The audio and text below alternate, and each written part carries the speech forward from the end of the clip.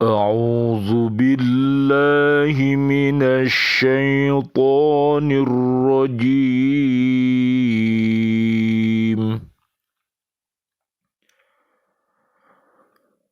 بسم الله الرحمن الرحيم.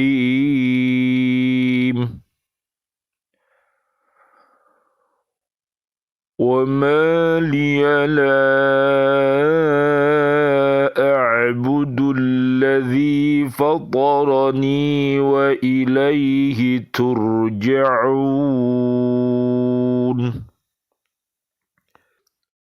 أأتخذ من دونه آلهة إن يردني الرحمن بضر لا تغن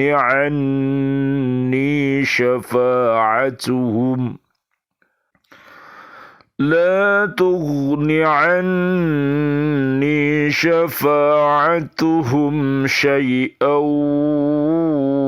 ولا ينقذون.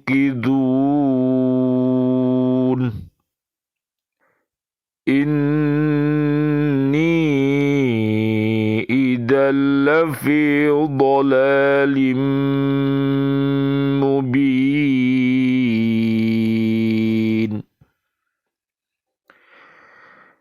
إني آمنت بربكم فاسمعون.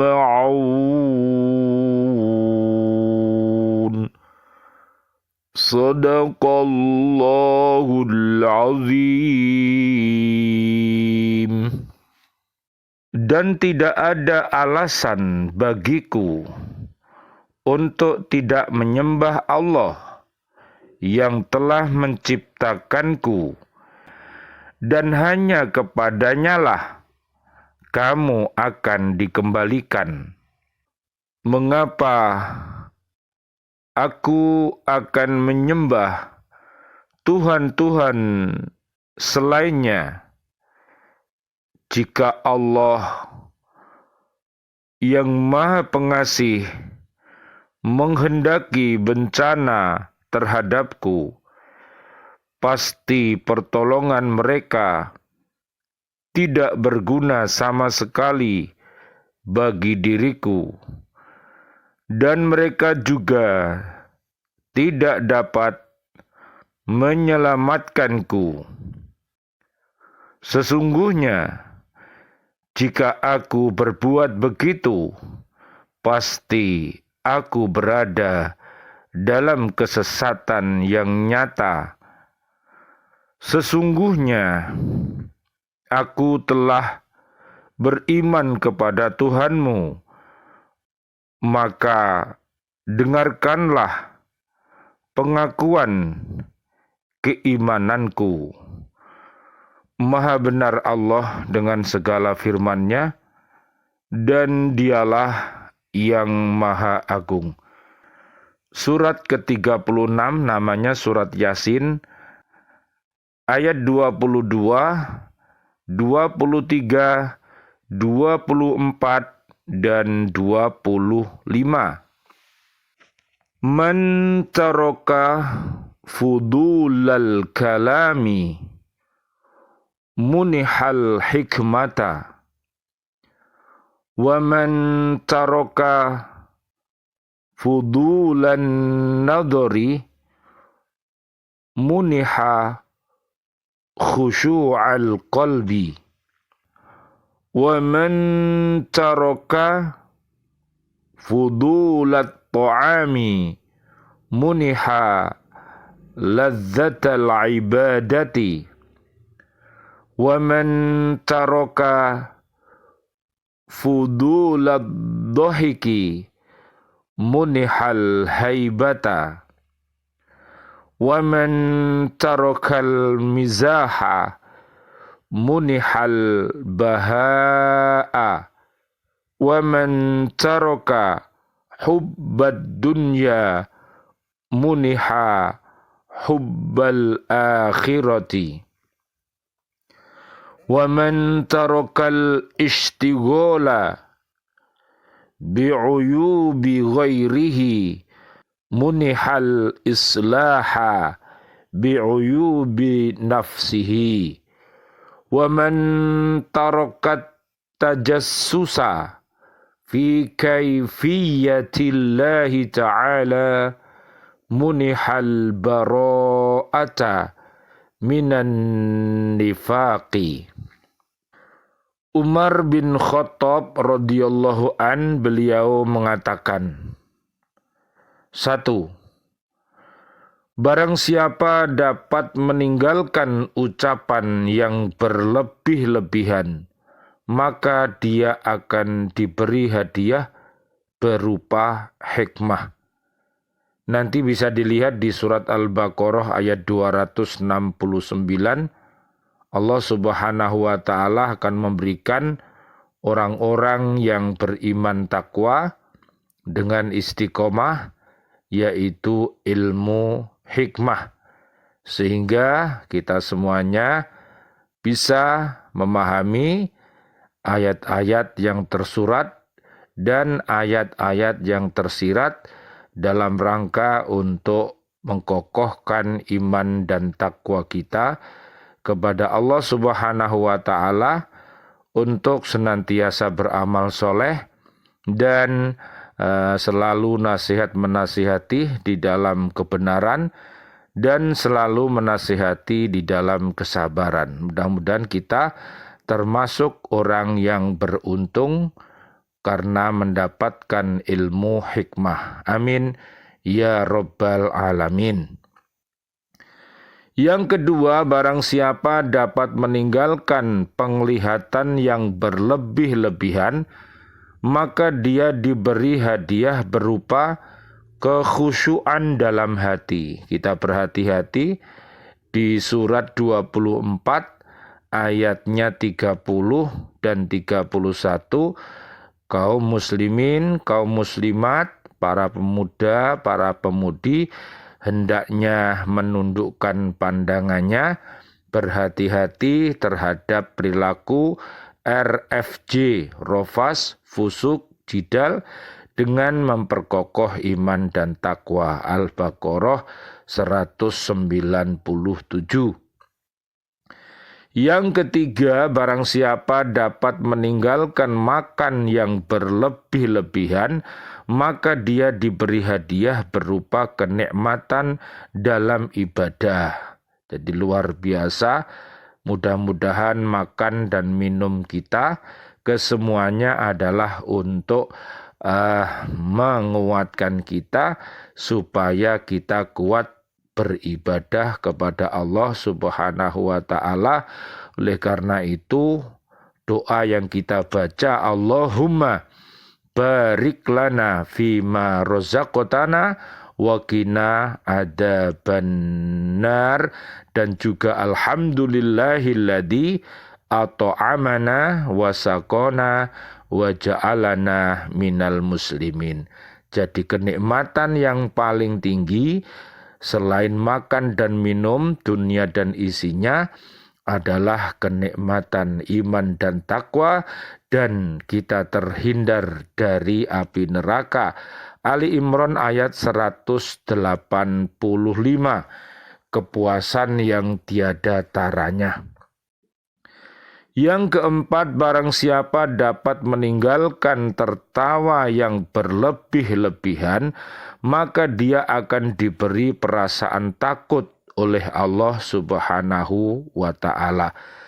Panjenengan lihat di surat 35 ayatnya 28 sampai 35, orang-orang yang senantiasa takut kepada Allah apabila dia melakukan perbuatan keji dan mungkar, dan apabila dia berbuat yang baik, amal soleh, maka dia bergembira. Itulah potret orang-orang yang beriman takwa, At-Taubah 71 sampai 72. Kelima, barang siapa dapat meninggalkan humor maka dia akan diberi hadiah berupa keindahan. Jadi kita harus berhati-hati, marilah kita memilih ucapan dan kata-kata yang baik.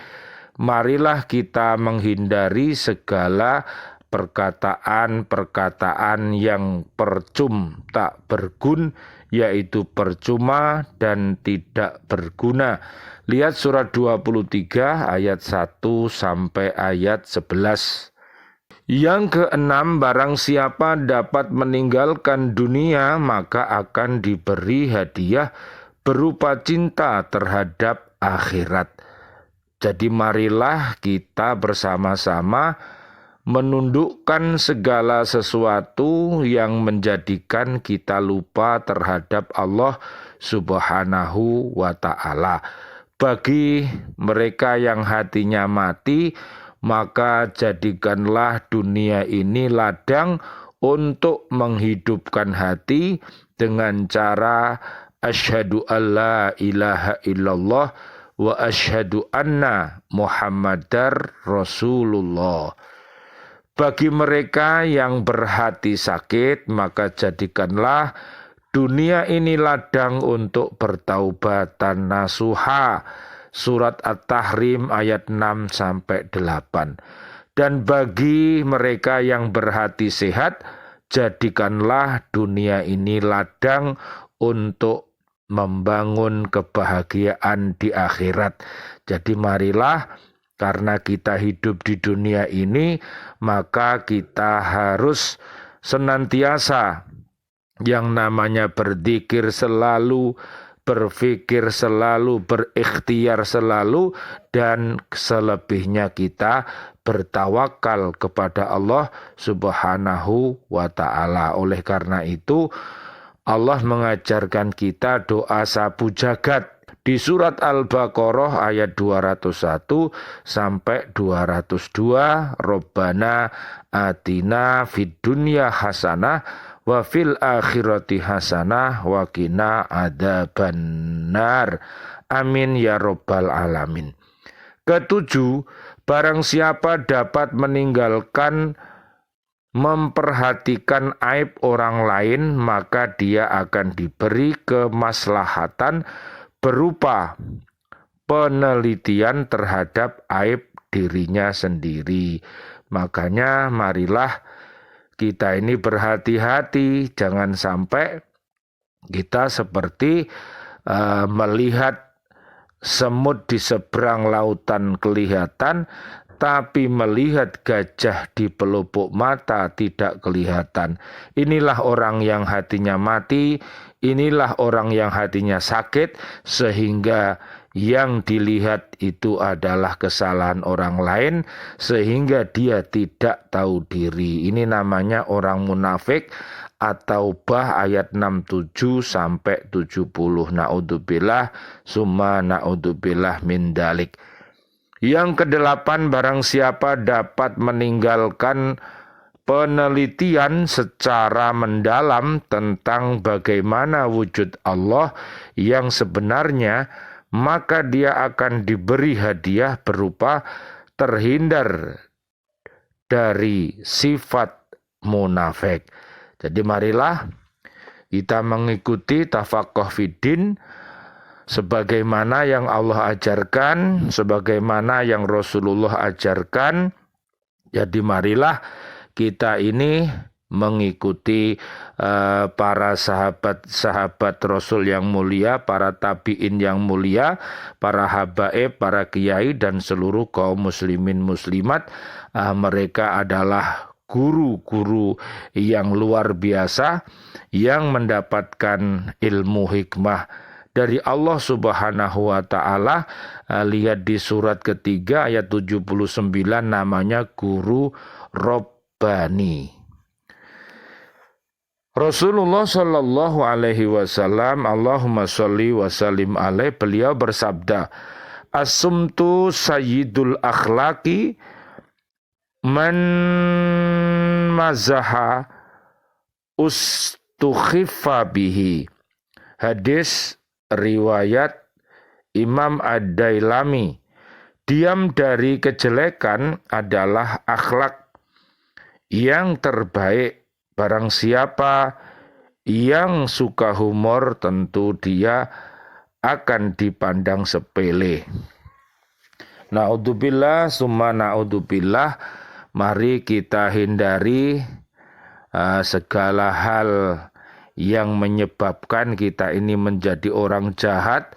Jadi kalau ada kejelekan maka Allah dan Rasul-Nya memerintahkan supaya kita beramar ma'ruf dan bernahi mungkar. Marilah kita hindari humor yang berlebihan yang bisa menyebabkan kita terpeleset ke dalam godaan setan. Na'udzubillah summa na'udzubillah. Lihat di surat Al-Baqarah 207 sampai 208. Sittatu asya'a tuhbitul a'mala al-istighalu bi'uyubil khalqi wa qaswatul qalbi wa hubbud dunya wa qillatul haya'i wa tulul amali wa dulmul la yantahi. Rawahud Dailami. Ada 6 hal yang dapat menghapus amal kebaikan kita. 1. Gemar memperhatikan aib orang lain. Jadi suka melihat aibnya orang lain, akhirnya dia tidak tahu aibnya sendiri. Na'udzubillah summa na'udzubillah. Yang kedua, keras hati, tidak mau menerima nasihat. Ini termasuk kelakuannya iblis, yaitu menolak segala kebenaran dan meremehkan orang lain. Jangan ditiru. Ketiga, cinta dunia. Jadi cinta dunia kalau berlebih-lebihan, akhirnya kita tidak mencintai Allah, tidak mencintai Rasul. Lihat di surat Al-Munafikun ayat 9 sampai ayat 11. Jadi jangan sampai kita ini lupa beribadah kepada Allah, menggapai ridhonya, dan untuk menjadi hamba Allah dan pemimpin yang terbaik di muka bumi ini. Makanya harus kita belajar dengan ilmu. Kita akan sukses di dunia ini. Dengan ilmu kita akan sukses di alam barzah. Dengan ilmu pula kita akan sukses di akhirat. Mudah-mudahan bisa berkumpul di surga bersama-sama. Surat 40 ayat 7 sampai 9. Yang keempat, kurang memiliki rasa malu. Ini luar biasa, jadi kita harus berhati-hati. Kalau orang tidak punya rasa malu, maka pertanda imannya hilang karena tidak berhati-hati terhadap ucap dan perbuatan yang tidak berguna. 5, banyak menghayal, khayalan-khayalan yang berlebih-lebihan yang menyebabkan orang itu malas untuk beribadah, malas untuk belajar, malas berinovasi dan lain sebagainya. Maka hindarilah mengkhayal panjang angan-angan. Yang keenam, terus-menerus berbuat dolim. Na'udzubillah summa na'udzubillah, apabila kita berbuat KDFMM, kufur, dolim, fasik, munafik, musyrik, fujur, RFJ, kesemuanya adalah perbuatan iblis. Surat Al-Mujadilah ayat 14 sampai 20. Maka solusinya mari kita ikuti taubatan nasuha, surat Al-Mujadilah ayat 11, 21 sampai 22. Mudah-mudahan tafaqoh fidin kita ini bisa mengkokohkan iman dan takwa kita. Apabila hati kita sakit, maka mudah-mudahan Allah Subhanahu wa Ta'ala memberikan kita bisa beristighfar dan bertaubat, sehingga kita bisa bersyukur dan senantiasa berdoa dan rajin bersedekah. Rasulullah Shallallahu Alaihi Wasallam, Allahumma sholli wa sallim alaih, beliau bersabda, tobat itu menghapus kesalahan yang sebelumnya. Jadi mudah-mudahan puasa kita di bulan Muharram kemarin tanggal 9, 10 ini mampu untuk menghapuskan segala dosa-dosa kita sehingga kita akan kuat iman dan takwa kita. Amin ya rabbal alamin. Ibnul Qayyim membahas persoalan tersebut dan menyebutkan dua pendapat. Pertama, pendapat dari kalangan yang memasyarakatkan untuk tidak mengulangi perbuatan dosa yang pernah dilakukannya. Mereka mengatakan bahwa jika seseorang kembali berbuat dosa setelah bertobat, berarti tobatnya itu adalah batal dan tidak bisa diterima. Kedua, pendapat mayoritas yang menyatakan bahwa hal itu bukanlah syarat yang harus dipenuhi. Sesungguhnya, kesolihan tobat itu terdapat pada sikap meninggalkan perbuatan dosa, menyesalinya, dan bertekad kuat untuk tidak mengulanginya.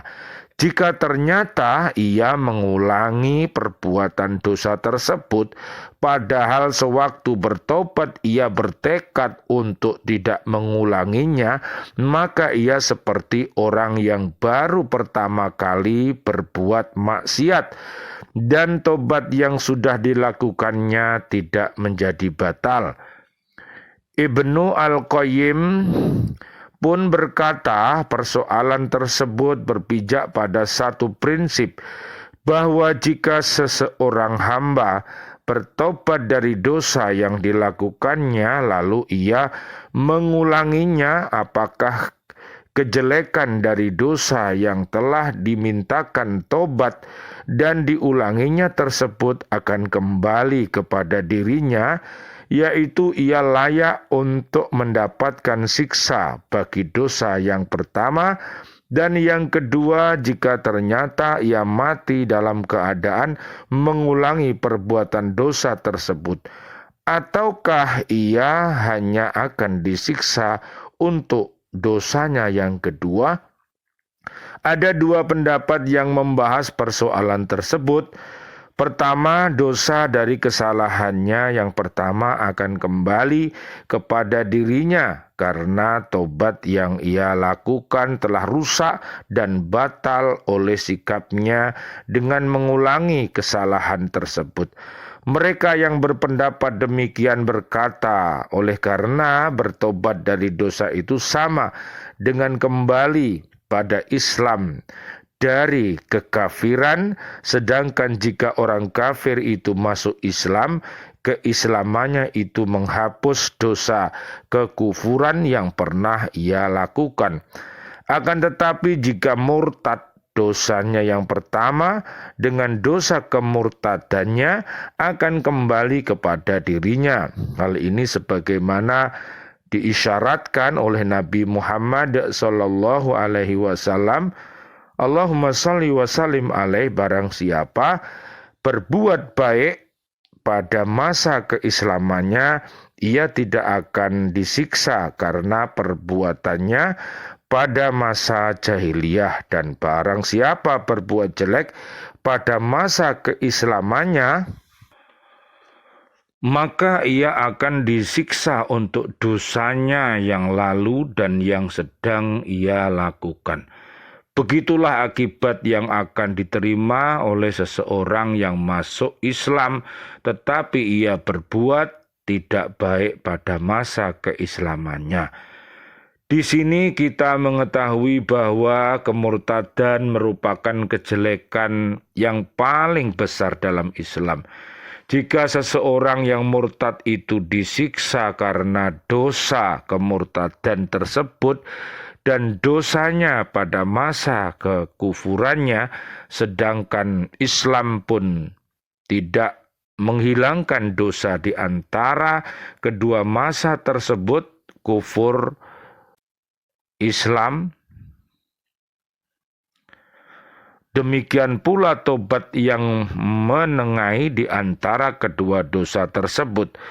Ia tidak dapat menggugurkan dosanya pada masa lalu, sebagaimana juga tidak menghalangi dosanya pada masa yang akan datang. Mereka pun berkata, oleh karena syarat dari kesohihan tobat itu adalah kesinambungannya dan senantiasa menjaganya.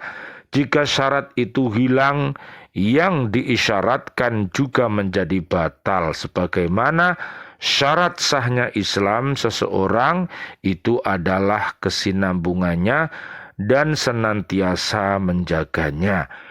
Menurut mereka tobat itu wajib dilakukan sepanjang hayat. Usia tobat itu sama dengan usia seseorang. Oleh karena itu, wajib bagi seseorang untuk menjaga tobat selama ia hidup. Di samping itu terkait dengan usia, tobat itu seperti menahan diri dari berbuka sewaktu menjalani ibadah saum. Jika ia mampu menahan diri hingga setengah hari lalu ia membatalkan puasanya, maka batal saumnya yang telah dikerjakan. Ia tidak dianggap sebagai orang yang berpuasa, dan kedudukannya sama dengan orang yang tidak menahan diri dari sesuatu apapun selama 1 hari. Mereka menyatakan bahwa dalil dari pendapat tersebut adalah sabda Nabi Muhammad sallallahu alaihi wasallam, Allahumma shalli wa sallim alaih, sesungguhnya seorang hamba beramal dengan amalan ahli surga sehingga jarak antara dirinya dan penghuni surga itu hanya sejengkal. Lalu dituliskan keadaan tersebut, akan tetapi hamba itu kemudian beramal dengan amalan penghuni neraka, maka dimasukkan dirinya ke dalam neraka tersebut. Redaksi hadis ini lebih umum daripada bentuk amal yang kedua, yakni bahwa kekufuran yang mengharuskan hidup kekal di dalam neraka ataupun perbuatan maksiat yang akan menjerumuskan ke dalam neraka. Dalam hadis itu Rasulullah sallallahu alaihi wasallam, Allahumma sholli wa sallim alaih, tidak menyatakan lalu ia murtad sehingga ia terpisah dengan Islam. Na'udzubillah summa na'udzubillah min dalik. Mudah-mudahan dengan bertafaqoh fiddin, senantiasa berhaqqa tilawatih, berhaqqa tuqatih, berhaqqa jihadih, senantiasa kita SDITS, yaitu bersyukur selalu dan berdoa selalu dan beristighfar selalu, bertobat selalu dan bersedekah selalu. Mudah-mudahan Islam kita kokoh, iman kita kokoh, dan ihsan kita kokoh, serta mudah-mudahan kita bisa beristiqomah untuk senantiasa beriman yang kokoh, berilmu yang nafi', beramal yang soleh. Mudah-mudahan Allah meridhoi langkah-langkah kita. Ya Allah, berikanlah kepada seluruh saudara dan saudari kami, kaum muslimin muslimat, kejayaan selamat dunia akhirat, dan berikan kepada kami panjang umur bil barokah wa bitaatillah sihah wal afiyah, dan wafatkan kelak kami dalam keadaan husnul khotimah. Amin. Ya Rabbal Alamin, doa kami senantiasa untuk seluruh saudara dan saudari kami, kaum mukminin mukminat yang sudah wafat, ayah kami, guru-guru kami, dan sahabat-sahabat guru di Lembaga Pendidikan Al-Falah Surabaya, sahabat guru di Islamic Center Surabaya, dan juga para santri, para siswa-siswi kami yang sudah meninggal, presiden kami dan juga menteri kami, dan juga seluruh pahlawan-pahlawan kami, serta seluruh warga bumi ini yang sudah wafat dalam keadaan beriman. Doa-doa kami, Allahumma gfir lahum warhamhum wa'afihim wa'fu anhum, Allahumma anzilir rahmah wal magfirah wan ni'mah wal jannah, Rabbana atina fid dunya hasanah wa fil akhirati hasanah wa qina adzabannar. Amin ya rabbal alamin wal afu minkum. Wassalamualaikum warahmatullahi wabarakatuh. Waalaikumsalam warahmatullahi wabarakatuh.